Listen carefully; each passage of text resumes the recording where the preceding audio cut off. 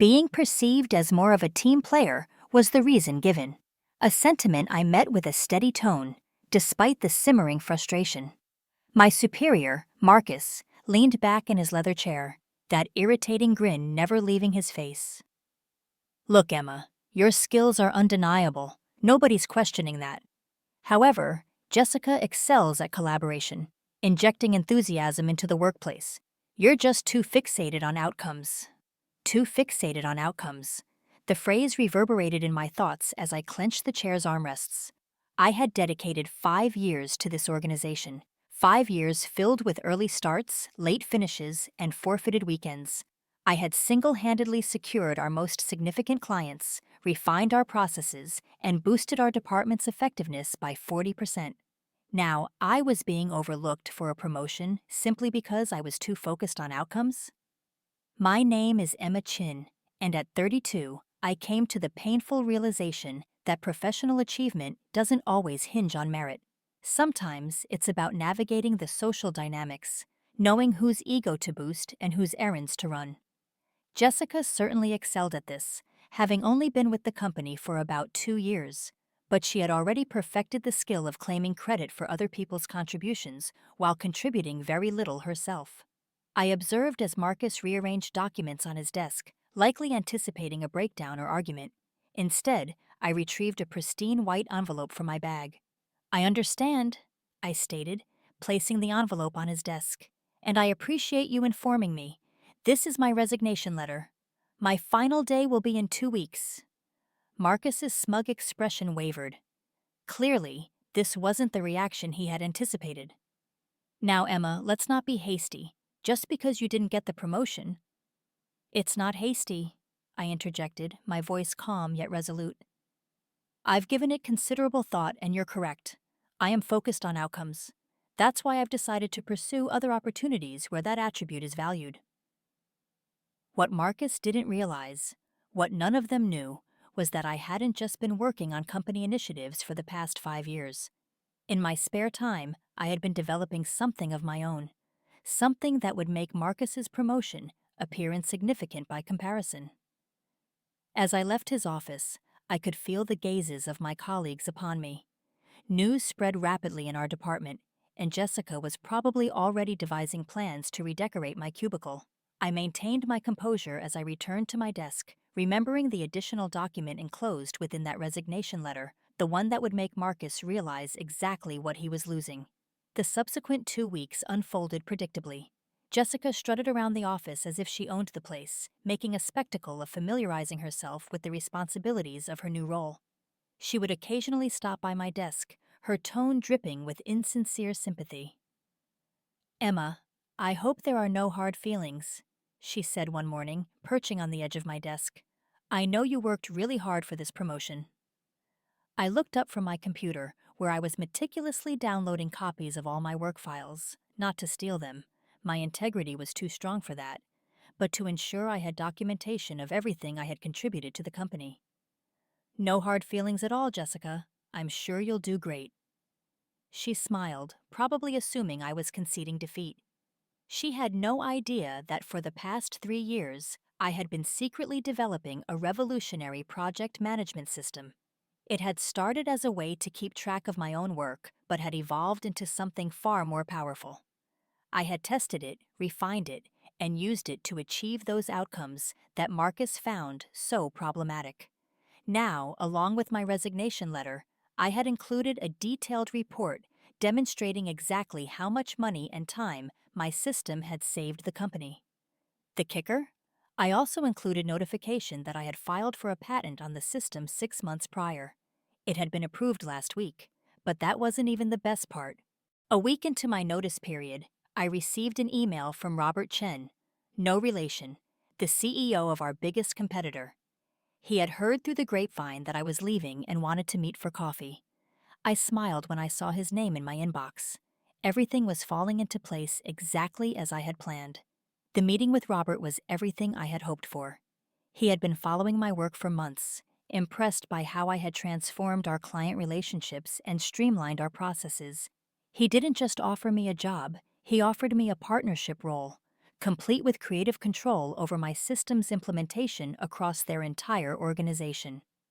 "We've been looking for someone like you, Emma," he said, sliding a contract across the table. "Someone who understands that results matter." The salary was triple what I was currently making, plus equity in the company. I accepted the contract, my hands steady despite my racing heart. This was what recognition felt like. This was what it felt like to be valued. On the day I handed in my security badge, Marcus summoned me to his office one last time. The smug smile was gone, replaced by something that looked almost like panic. "Emma, we need to talk about this report you included with your resignation letter," he said, holding up the papers with shaking hands. "Why didn't you tell us about this system before?" I sat down, smoothing my skirt as I did. "I tried, Marcus. 3 times in the past year, I requested meetings to discuss implementing new efficiency measures. You said we needed to focus on team dynamics instead." His face paled as he flipped through the pages. But this is revolutionary. The potential savings alone. And you've already patented it?" I nodded, enjoying the way his voice cracked. "I have, and I've accepted a position with Chen Industries. They're very excited about implementing the system company-wide." Marcus slumped in his chair, the full weight of his mistake finally hitting him. "Chen Industries? Our biggest competitor? Emma, you can't. What about loyalty to the company?" "Loyalty?" I couldn't help but laugh. "Like the loyalty you showed me when you promoted Jessica? Like the loyalty you showed when you dismissed every suggestion I made because I wasn't enough of a team player?" I stood up, straightening my jacket. "You know what the funny thing is, Marcus? If you looked past your biases, if you actually paid attention to the results I was achieving instead of focusing on who brought you coffee or laughed at your jokes, none of this would be happening. But you didn't, and now Chen Industries is going to have an advantage that you can't match." "We'll match any offer they made," he said quickly, desperation creeping into his voice. "We'll promote you to senior director. Just don't go to Chen." I shook my head, almost pitying him. "It's not about the money or the title, Marcus. It's about respect. It's about recognizing value, and you've made it very clear where you stand on that." As I left his office for the last time, I heard him frantically dialing his phone, probably calling the executive team to figure out damage control. But it was too late. The patent was mine, the new job was signed, and Jessica would soon learn that taking credit for other people's work only gets you so far. Eventually, you have to actually deliver results. That evening, as I packed up my desk, I found a post-it note stuck to my monitor. It was from Jessica, written in her flowing script. "Sorry to see you go. Keep in touch." I smiled as I crumpled it up and tossed it in the trash. Oh, she'd be hearing about me all right. The whole industry would be. My first day at Chen Industries felt like stepping into a different world. Instead of a cramped cubicle, I had a corner office with floor-to-ceiling windows. My name was etched on a sleek glass nameplate. Emma Chin, Director of Operations and Strategic Innovation. But the real difference wasn't in the office or the title. It was in how people treated me. Robert Chen, the CEO, had called an all-hands meeting to introduce me. Standing at the front of the conference room, he didn't just announce my position. He outlined my achievements, explained the value of my management system, and made it clear that I would have full authority to implement changes across the organization. "Emma isn't just joining our team," he said, his voice carrying across the packed room. "She's bringing with her a revolutionary approach to project management that will transform how we operate. I expect everyone to give her their full cooperation." The contrast to my old company couldn't have been more stark. There I had been the quiet workhorse, the one who got things done but was never acknowledged. Here I was being celebrated for exactly what Marcus had dismissed, my focus on results. But the real satisfaction came 3 months later. I was in the middle of a team meeting when my phone buzzed with a text from my old colleague, David. "You might want to check the industry news," it read. "Something big just dropped about Meridian Corp." Meridian Corp, my old company. I excused myself from the meeting and hurried back to my office, pulling up the industry news site on my computer. The headline made me catch my breath. Meridian Corp profits plunge 30% following disastrous quarter. The article detailed how Meridian had lost 3 major clients in the past quarter, with several others threatening to follow. Project delays had skyrocketed, costs had spiraled out of control, and efficiency metrics had dropped to all-time lows. The company's stock was in freefall. As I scrolled through the article, one quote caught my eye. It was from Thomas Reynolds, one of our biggest former clients. The quality of service at Meridian has deteriorated significantly in recent months. Projects that used to be completed smoothly are now constantly delayed. It's like they completely lost their organizational structure. I couldn't help but smile. Those smooth-running projects had all been managed through my system. The organizational structure they lost? That was the framework I had built over 5 years, the one Marcus had never bothered to understand. My phone buzzed again, another text from David. Jessica's having a complete meltdown. She can't handle the workload, and Marcus is starting to realize she has no idea what she's doing. I set my phone down, thinking about the irony of it all. Jessica, who had spent 2 years taking credit for other people's work, was finally being forced to produce results on her own. And Marcus, who had chosen style over substance, was watching his department crumble. But I had bigger things to focus on.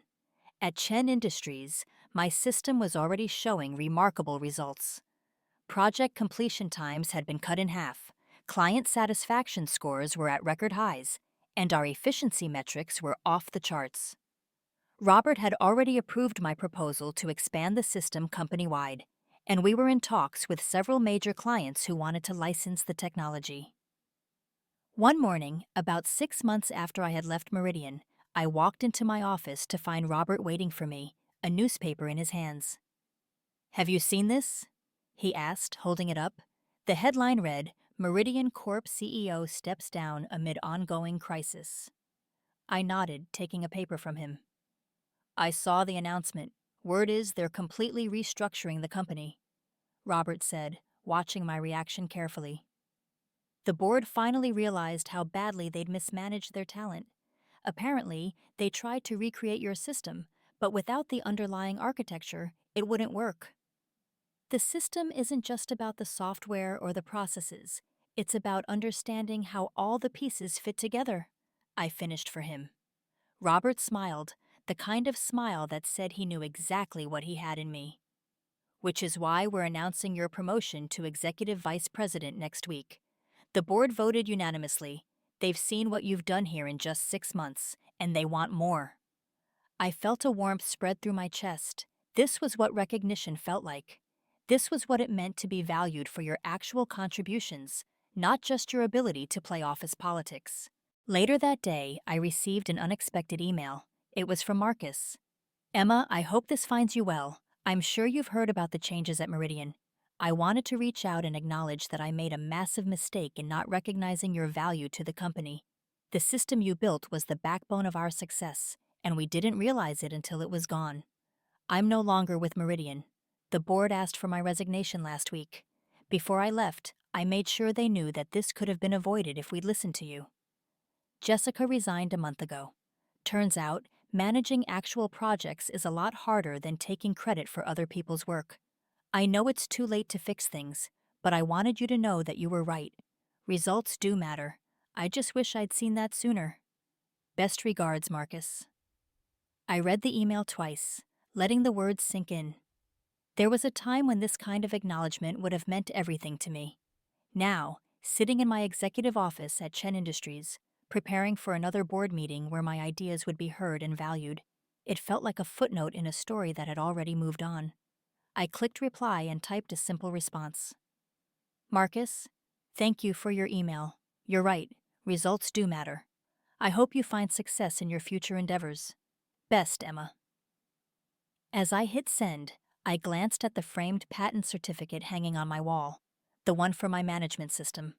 Below it was a fresh plaque commemorating our record-breaking quarter, and beside that, a news article featuring me as one of the industry's rising stars. I thought about how far I had come from that day in Marcus's office when he told me I was too focused on results. That criticism had turned out to be the greatest compliment he could have given me, because here, in my new role, with my new team, those results were changing the industry. The next morning, I called a team meeting.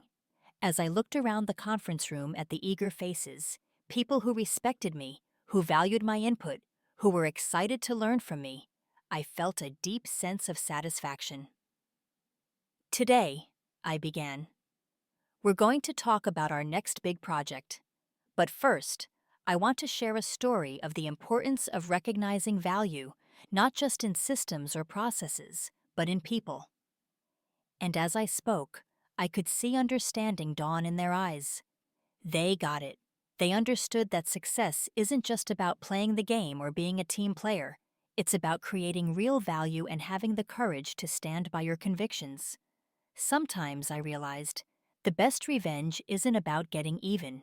It's about moving forward, about building something better than what you left behind. Marcus, Jessica, and Meridian Corp had taught me that valuable lesson, even if they hadn't meant to. As I drove home that evening, I passed by the Meridian Corp building. The logo that once seemed so imposing now looked tired and dated.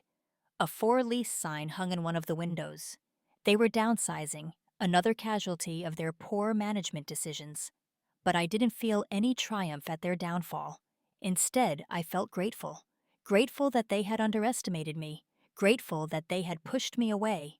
Grateful that they had forced me to prove my worth, not just to them, but to myself. Because sometimes, the biggest opportunities come disguised as rejection. Sometimes, being too focused on results is exactly what you need to be. And sometimes, the best response to someone undervaluing you is to show them exactly what they missed out on. My phone buzzed. Another text from David. Meridian's board is asking about you. They want to know if you'd consider coming back as CEO. I smiled as I typed my response. Thanks, but I'm exactly where I need to be. And I was. Because success isn't just about proving others wrong. It's about proving yourself right. It's about standing firm in your convictions, even when others doubt you. It's about knowing your worth and not settling for less. As I pulled into my driveway, I thought about all the other Emmas out there, talented people being overlooked because they were too focused on results. Maybe my story would inspire them to stand their ground, to believe in their value, to create their own opportunities. After all, sometimes the best way to handle rejection is to turn it into rocket fuel, to use it as motivation, to build something better, something stronger, something that makes them realize exactly what they lost. And as I sat down at my home office to review the latest proposals for expanding our system globally, I couldn't help but smile. Because in the end, Marcus had been right about one thing. I was too focused on results, and that focus had taken me exactly where I needed to be.